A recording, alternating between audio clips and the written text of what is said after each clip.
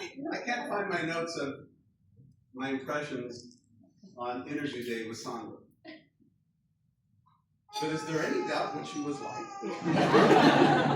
She was probably smiling. She was probably laughing. She was probably bubbly. If we have any doubt, here is her first email to me. So this is now, NRMP has decided it's probably best not to reach out to applicants prior to match day, but before they said you couldn't do that, I used to do that.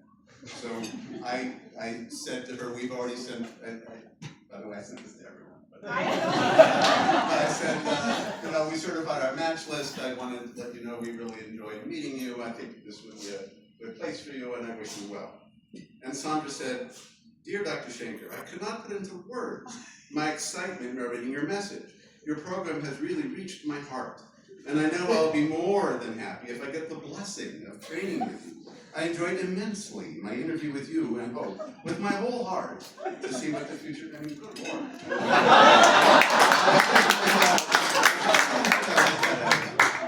I don't think that's enthusiastic enough.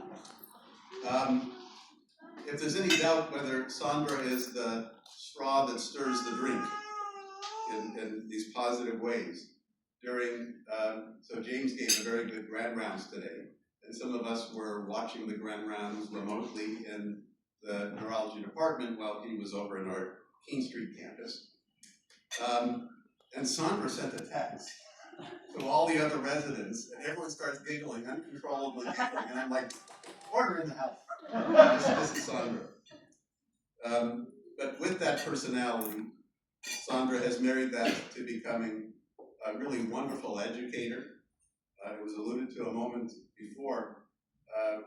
We decided we needed to do a change in how we do our didactics when we do our formal teaching of residents, which previously had been in the middle of the day as a very traditional way to do it. In the middle of the day for an hour, we have a lecture, some kind of activity, and I always felt it didn't work very well. And we got together, a couple of the residents and I, and thought we needed a new, different system. So Sandra was really the leader of making that happen. We got in a plane, we flew to Rochester, New York, where our friend Ralph Josefowitz, who's program director there, his program had gone through a change and we wanted to go and see what it'd be like. Sandra really was the leader in making that happen and holding this didactic session together. She's the lead person who goes and staffs with our medical students in our MedZoo clinic. So interested in is she, not just in patient care, but in educating people. She's a careful clinician, a staunch advocate for her patients, and is a fine clinician, in addition to being a smiling, laughing, positive energy person. So my collaborative tagline for her is, I'm spreading joy, healing hearts, and lifting spirits at doctors whose positivity and care makes everyone better. And that's Sandra.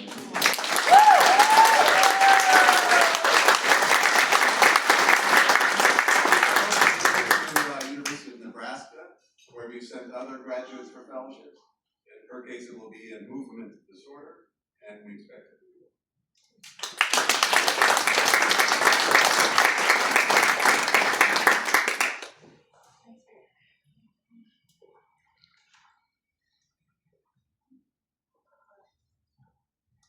Well, okay. I won't hold it against you that didn't find my notes from my interview with us. So I want to say, starting, like thinking about this day, and I knew that we were going to say some words, but every time I tried to come up with something that could maybe summarize what the experience has been and how much this has meant to me, I really got a very tight knot in my stomach that didn't allow me to move forward with it. But I will just say the things that it's hard to put the things that are so special to you into words that you can say in a couple of minutes. But I do want to recognize a few things. starting from my wonderful inspiration there in that table, my family.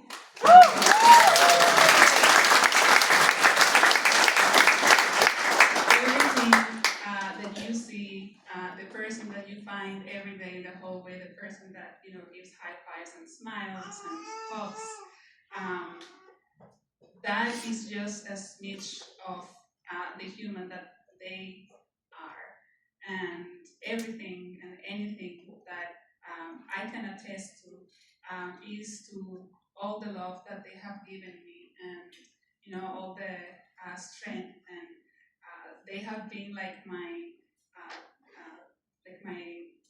the ones that give me superpowers to get out in the world and do things that maybe I didn't think that I was capable of doing.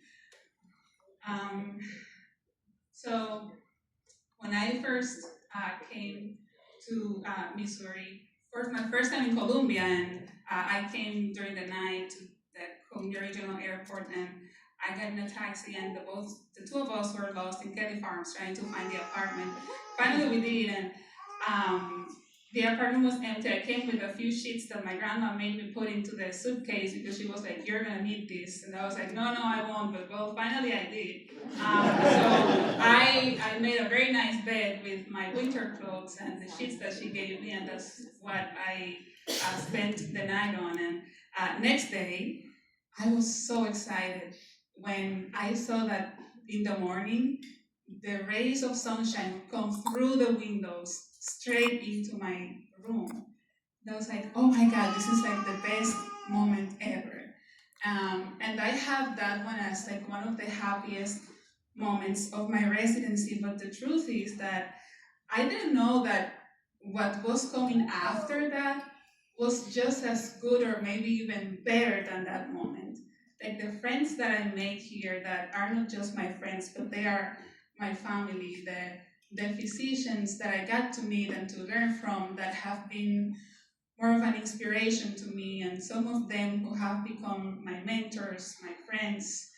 Um, this has been much better than what I imagined, and I have to say that in this path, we learn not only from the people that teach us, we learn also from the people that we just walk by to, like this gentleman whose name I don't know, but he's always doing the cleaning service in the hallway of 7 East, and he's always like so joyful and so like, you have a good day, and you have like these kind of people that you know nothing about and just give you so much joy every time you give them.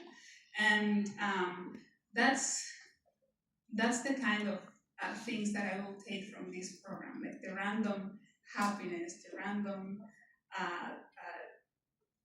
things that I think will make of me a better physician.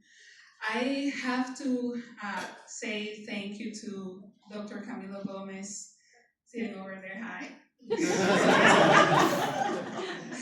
for really pushing us to being our best version possible. I remember that the first thing he corrected me from was from saying the patient was nauseous. I was like, nauseous or nauseated?